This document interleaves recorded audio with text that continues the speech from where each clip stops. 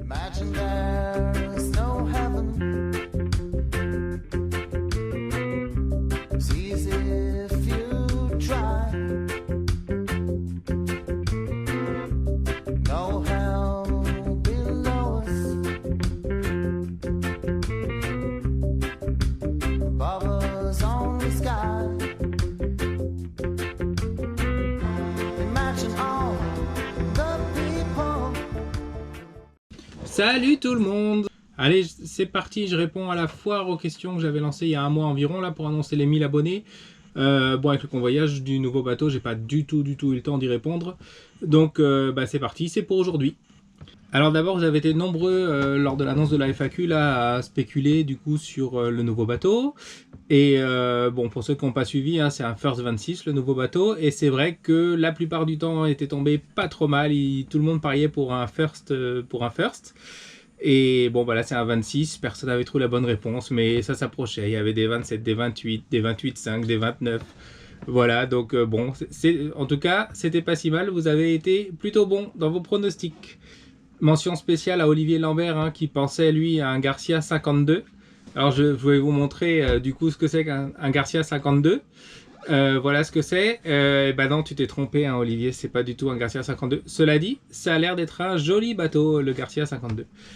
Par rapport au Sangria, question d'Éric d'Argelès. Alors, est-ce que je suis parti plusieurs jours sur le Sangria? Eh bien, en fait, pas trop. J'ai fait des croisières de 2-3 jours maximum, mais en étant tous les soirs au port. Voilà, sachant que bon, moi, comme je suis un peu seul à naviguer dans la famille, j'ai les enfants qui sont petits. Et ma femme est pas trop bateau, donc je leur impose pas des vacances en bateau. Donc c'est souvent quand même dans mon programme des sorties à la journée que je fais. Maintenant, si la question c'est est-ce qu'on peut partir plusieurs jours sur le Sangria, eh ben franchement ouais. Il y a des toilettes. Il y a des toilettes à bord, c'est quand même important sur une croisière de plusieurs jours. Et donc c'est vrai que ces bateaux des années 70, ils sont quand même un peu moins confortables à plusieurs en croisière que les bateaux plus modernes. Notamment à cause de l'absence de cabine arrière, quoi. Après, franchement, dans les années 70, tout le monde partait en croisière à plusieurs jours, même des semaines entières sur le Sangria, et ça se passait très bien, donc tout est possible. Tout est possible. Maintenant, je pense que à 2, c'est parfait, et au-delà de 2, il faut vraiment super bien se connaître.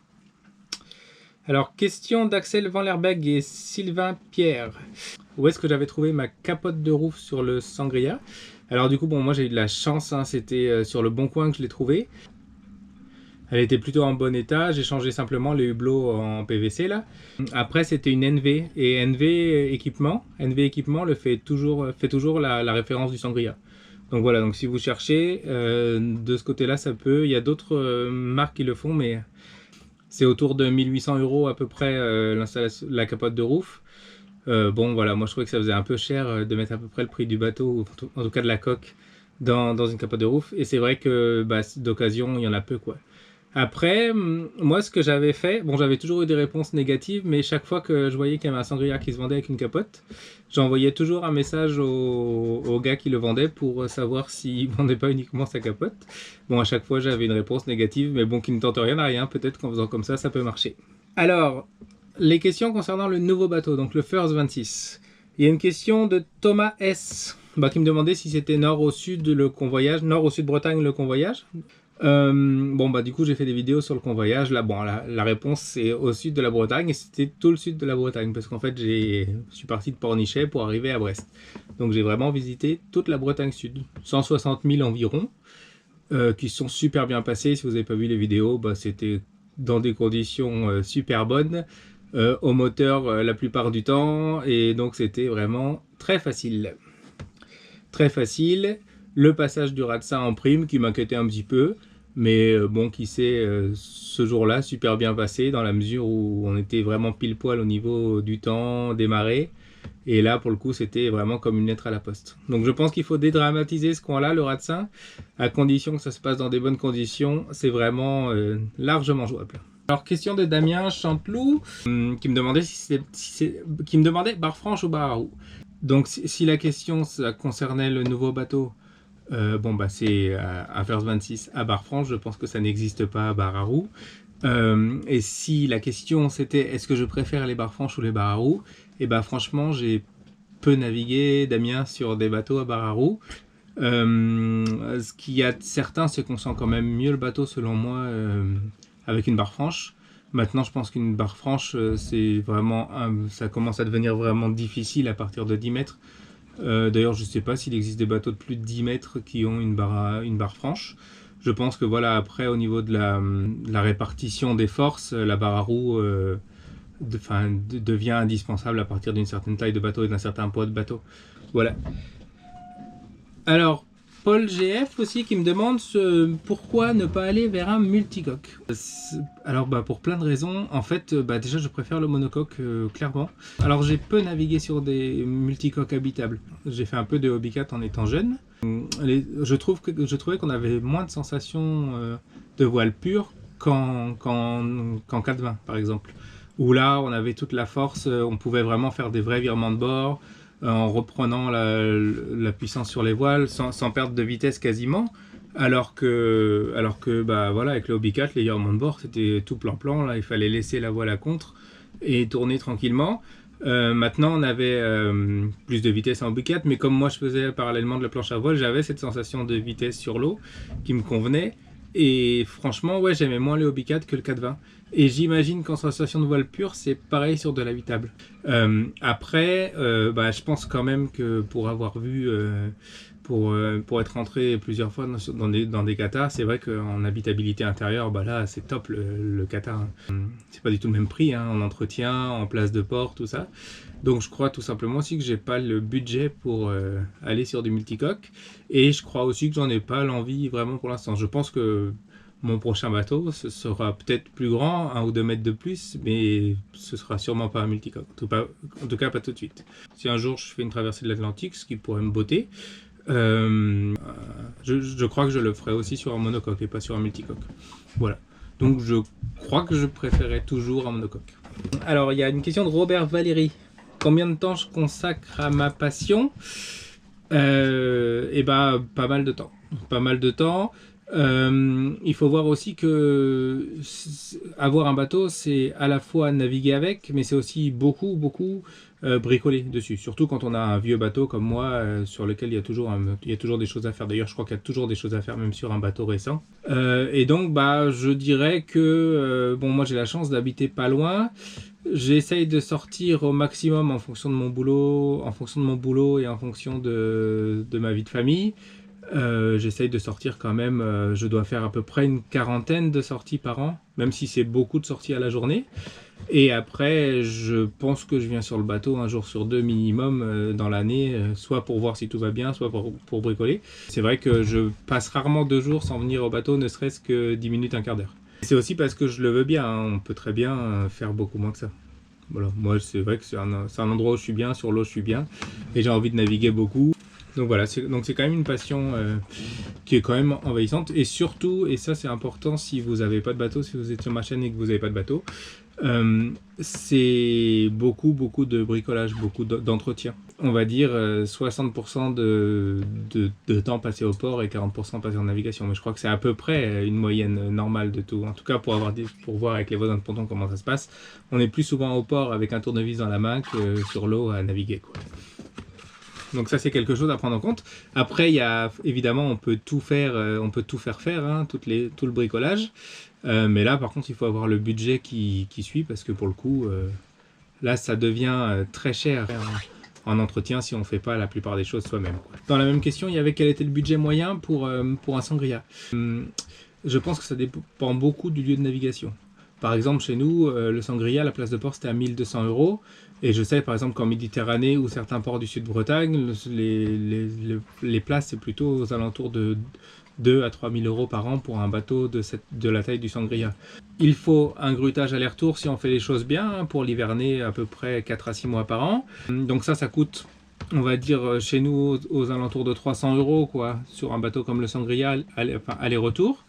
Un anti-fouling, ça va coûter, si on fait soi-même, une centaine d'euros, on va dire, en achetant les pots, les tubes, tout ça.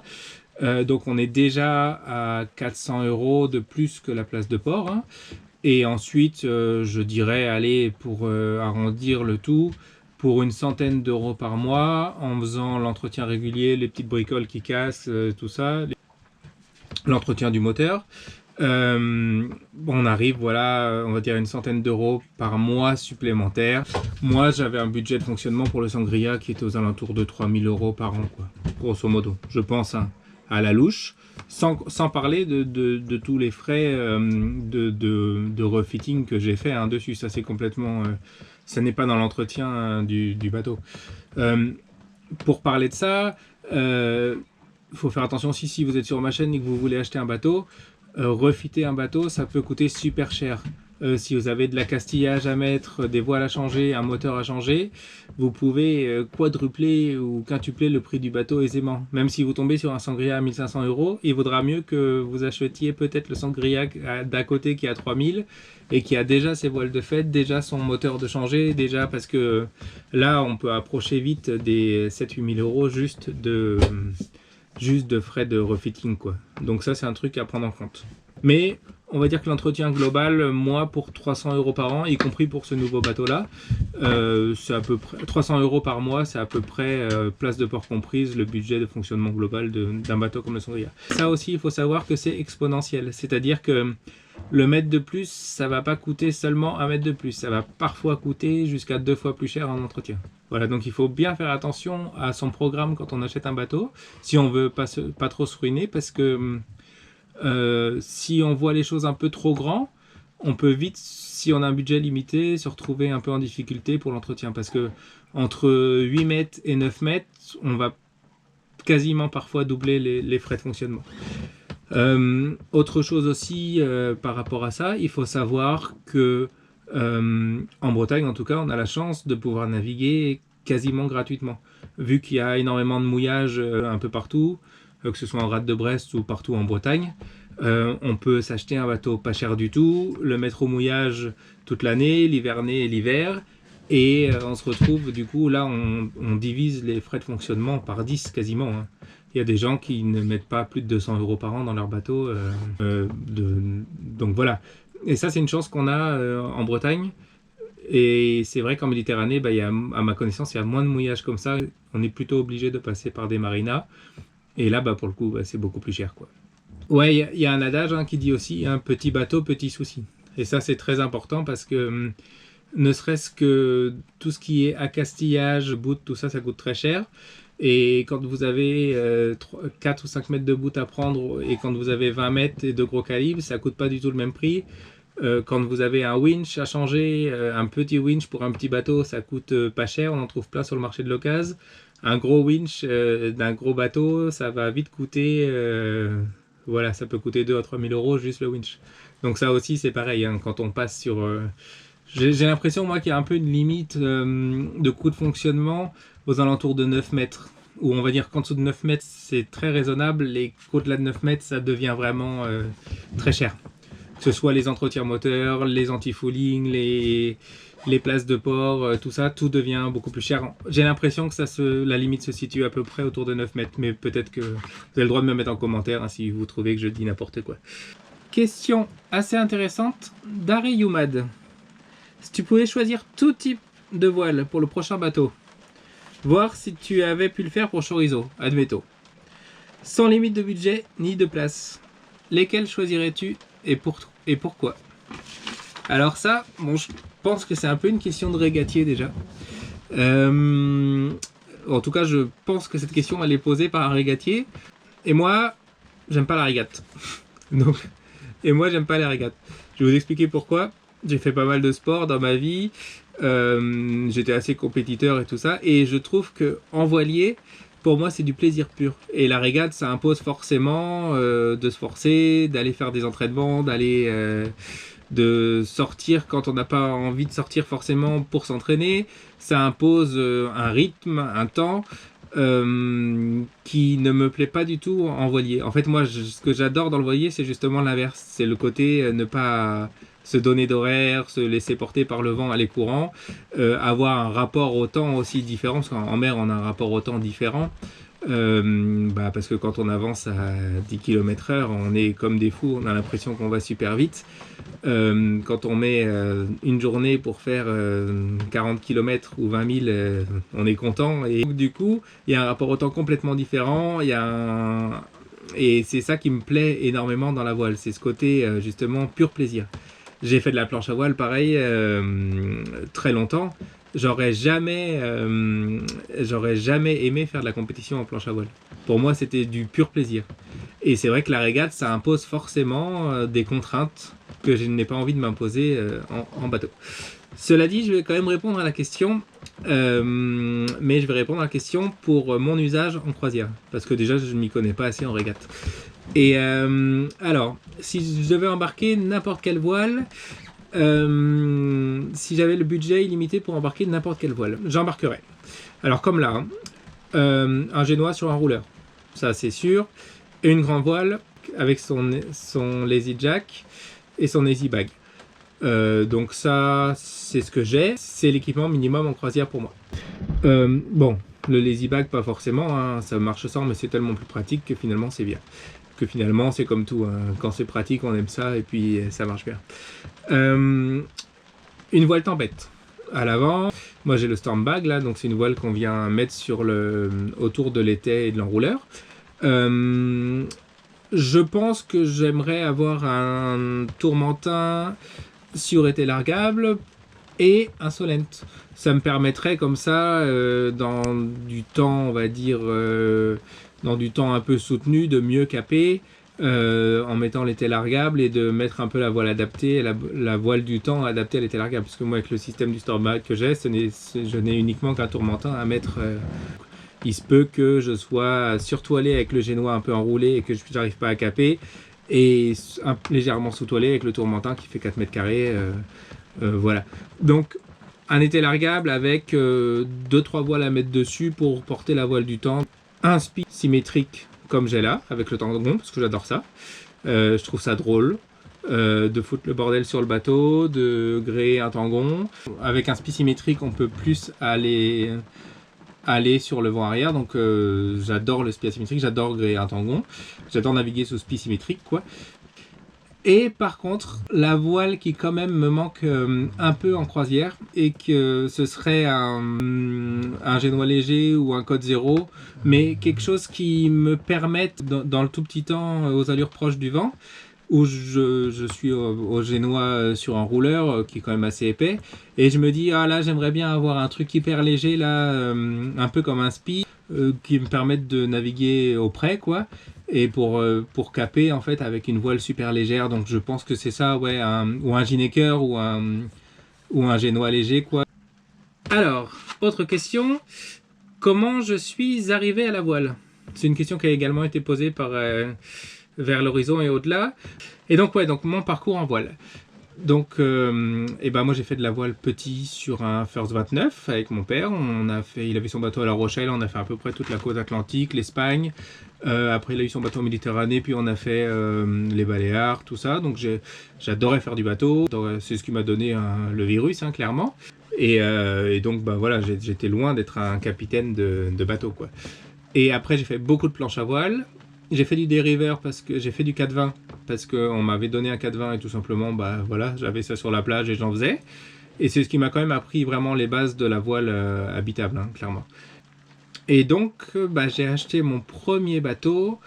Quand j'avais 25 ans. C'était un Love hors d'âge là que j'avais payé 3 fois rien et qui m'a permis de me faire la main, hein, tout simplement dessus. Je pense qu'au niveau voile, avec le parcours que j'avais, j'étais pas trop mal, je me débrouillais, même si j'avais... même si j'étais pas serein, j'arrivais quand même à me débrouiller, à bien comprendre comment ça fonctionnait, des allures, la force du vent, le vent réel, le vent apparent. Je savais en fait diriger un bateau à voile par mon parcours en voile légère. Et par contre, ce qui était vraiment tout nouveau et ce qui n'était pas évident, c'était tout ce qui est... tout ce qui concerne le voilier habitable, c'est-à-dire tout ce qui est le bricolage sur un voilier habitable, les anti-fouling, échouer un bateau, faire une manœuvre de port, entretenir un moteur, hisser des voiles, gréer des voiles, prendre des rives, tout ça je ne connaissais pas du tout. Et ça j'ai appris sur le tas Moi, je ferai sûrement une vidéo, je ferai sûrement une vidéo un jour sur comment on peut débuter la voile sans trop d'expérience et sans avoir fait de stage, tout ça. Il se trouve que moi, j'ai lu beaucoup de littérature de voile, vraiment, tout ce qui est les Glénans, les hors-séries de voile et voilier, tout ça, pour apprendre la base de la navigation, faire des points, tout ça, tout ça, c'était nouveau, hein, pour moi. Et donc j'ai appris beaucoup comme ça, en m'y intéressant beaucoup aussi, hein. C'est quasiment ma littérature exclusive, hein, tout ce qui concerne la voile, moi. Je lis pas grand-chose d'autre. Et après, je me suis beaucoup entraîné, par exemple, au port. Je me souviens, mes premiers hissages de voile et mes premiers déroulements de génois, je les fais au port. J'avais mon bateau là, et puis je voyais comment ça marche, pourquoi ça bloque, et pourquoi ça bloque pas, et pourquoi... et voilà, j'ai fait mes prises de riz aussi au port. Et puis après, j'allais sur l'eau, puis je m'entraînais, hein, tout simplement. Quand j'étais sur l'eau, j'ai commencé par du tout petit temps. Dès que ça forcissait un peu, et je me souviens que souvent, ça m'est arrivé d'affaler les voiles et de rentrer au moteur. Voilà, c'était pas très glorieux, mais c'est comme ça que j'ai fait. Et puis après, petit à petit, j'ai pris de l'assurance sur les différents bateaux que j'ai eus. Et puis je suis sorti, une fois que je maîtrisais bien tout ce qui était... on va dire la voile, enfin une fois que je maîtrisais bien tout ce qui était manœuvre, et je suis sorti de plus en plus et dans du vent de plus en plus fort. Maintenant, je pense que j'ai un niveau, on va dire, intermédiaire, à savoir que je suis quand même capable de prendre un bateau, de l'amener d'un point A à un point B et de le gérer en toute sécurité. Et donc, c'est comme ça que j'ai appris, quoi, tout simplement en m'entraînant. Et aussi en faisant des erreurs. Comme je navigue en solitaire, c'était bien parce qu'il n'y avait personne qui me grondait quand je faisais des erreurs, donc ça c'était quand même pas mal. Et puis c'est vrai que petit à petit j'ai pris confiance sur de la voile habitable comme ça, et puis j'ai augmenté la taille du bateau. C'est vrai aussi que le Sangria quand même m'a fait vachement progresser parce que c'est tellement un bateau rassurant que j'ai pu pousser, parce qu'avant d'avoir le Sangria je sortais peu par vent fort et tout ça, et c'est vrai que ce bateau j'ai pu le pousser plus. Et donc aussi apprendre, et ça fait aussi partie de l'apprentissage, de naviguer dans de la baston, quoi, tout simplement. Quand à partir de 25-30 nœuds, ça commence à être vraiment, même si c'est clairement pas ce qu'affrontent les grands marins de partout, mais à partir de 25-30 nœuds, ça commence à être un peu sportif, la navigation à voile, et les erreurs se payent assez cash, quoi. Et c'est vrai que le Sangria m'a permis de bien progresser avec ça, parce qu'on peut tellement le pousser dans ses retranchements sans qu'il ne devienne jamais dangereux, que quand même pour l'apprentissage c'était un super bateau. Voilà, c'était un super bateau, et c'est grâce à celui-là, je pense, que j'ai maintenant atteint on va dire ce niveau un peu intermédiaire, où maintenant je suis aussi capable de faire de la haute mer et aussi capable de gérer, de prendre un peu plus de vent, quoi, tout simplement, qu'avant. Parce que quand j'ai débuté en habitable, je sortais vraiment dans des conditions... Bon, on dit des conditions de demoiselles, ce qui est débile, hein, puisqu'il y a des demoiselles qui naviguent, il y a des demoiselles qui naviguent, et je peux vous dire qu'elles me mettent ma dose, mais largement. Hein, donc, on va dire dans du petit temps. C'est bien mieux que du temps de demoiselle. Maintenant, question de Patrick Deires. Il dit qu'il serait bon de contourner ce carénage avec les litres de biocides qu'on déverse dans l'océan. Et est-ce que j'aurais une bonne idée? Alors franchement, j'ai pas de bonne idée pour cette question, qui est quand même une question hyper compliquée. Il existe des solutions alternatives aux anti-fouling, clairement. Les anti-fouling au silicone, par exemple, ou le fly sullet, il y a pas mal de gens qui en parlent. Moi, je connais peu ces technologies-là. Je pense que, quoi qu'il arrive, le carénage le plus écolo qui soit, c'est le carénage manuel, hein. C'est tout simplement d'aller frotter la coque toutes les semaines ou toutes les 2 semaines. Je pense que c'est ce qui me semble le plus écolo. Maintenant, il faut quand même y aller, quoi, hein. Toutes les semaines ou tous les 15 jours, se baigner, gratter la coque pendant des heures. Et moi, perso, je suis resté à l'anti-fouling classique. Il existe aussi des bâches qui ont l'air de bien fonctionner. Alors, j'ai pas une idée de coût, mais en gros, c'est à chaque navigation, à la fin de chaque navigation, on met un système de bâche autour de la coque, là, qui est fait exprès. Et du coup, ça évite aux algues de se déposer. Et puis, quand on navigue, on enlève la bâche. Et sur le papier, ça semble être une solution intéressante. Moi, je connais peu. Ce qu'il y a de certain quand même par rapport à ça, c'est que je crois que maintenant quand même, sans faire de politique, hein, parce que moi j'en fais pas et certainement pas sur ma chaîne, c'est pas du tout une chaîne politique. Il y en a plein, hein, des chaînes politiques, allez-y sans hésiter, mais ce sera pas sur la mienne que j'en ferai. Je trouve que ça va dans le bon sens parce que quand même les plaisanciers de maintenant, ils sont beaucoup plus respectueux de l'environnement qu'il y a 40 ou 50. Ça correspond aussi à une époque qui est comme ça. Je pense qu'on traitait moins aussi de ces questions-là il y a 40 ans. Mais toujours est-il que maintenant les carénages sauvages sont interdits sur les plages. Moi, j'en vois pas en Bretagne de gens caréner leurs bateaux sur des criques, sur des plages sauvages, j'en vois jamais. Tout le monde paye pour mettre son bateau au sec ou nous, alors on a la chance au Moulin Blanc, là à Brest, d'avoir une super cale de carénage où on peut échouer le bateau gratuitement et il y a un système de recueil des eaux et de traitement des eaux, enfin c'est assez bien fait. Quoi qu'il en soit, la plupart des plaisanciers font très attention à l'endroit où caréner. Je vois pas de gens jeter de l'huile ou de l'essence dans l'eau, je vois pas de gens jeter leurs poubelles dans l'eau. Il n'y a plus personne qui utilise ses toilettes au port quasiment. Voilà, on va dans le bon sens. Après, c'est vrai qu'il reste quand même, avec notre loisir, la voile, il reste quand même des choses, ça reste quand même souvent des vieux diesel inboard qui polluent quand même pas mal. Il y a toujours les anti-fouling. Je pense qu'on a vachement évolué là-dedans. Il y aura peut-être après des technologies qui seront super et qui fonctionneront bien. Là, il faut relativiser. C'est quand même une passion qui, globalement, si on fait bien attention à pas, quand on fait son plein de diesel là ou d'essence, à pas trop déborder, à pas déborder. Si on fait ses carénages dans les endroits où on va, je pense qu'ils font aussi pas mal de progrès sur les anti-fouling d'un point de vue écologique, quoi. Ils essayent quand même, les fabricants, de faire un peu plus attention à ce qu'ils font. Nos produits pour laver les ponts et tout ça sont quand même beaucoup mieux faits aussi qu'avant, donc les plaisanciers, les industriels jouent aussi le jeu pour que ça se passe pour le mieux. Quand on réfléchit, c'est pas non plus la passion la plus polluante qui soit, et c'est très bien comme ça. Autre question de Steph Radin qui me demande ce que je pense des plages arrière et des jupes. Alors je connais pas. J'ai peu navigué sur des bateaux pareils avec plage arrière et jupe. Ce qu'il y a de certain, c'est que ce soit le Sangria ou celui-là, là, le First 26, pour embarquer en annexe, c'est hyper galère. C'est hyper galère sans jupe, et je pense que quand même la jupe arrière, pour embarquer en annexe ou pour même se baigner, c'est quasiment indispensable. Parce que du Sangria, là, pour aller sur l'annexe, transvaser le moteur, tout ça, sans jupe arrière, c'est vraiment compliqué et dangereux, parce que du coup, c'est le moment où on peut risquer de se mettre à l'eau. Bon, moi j'ai résolu le problème parce que maintenant j'utilise un paddle comme annexe, et ça c'est pratique parce qu'on monte debout et ça va, c'est facile pour descendre.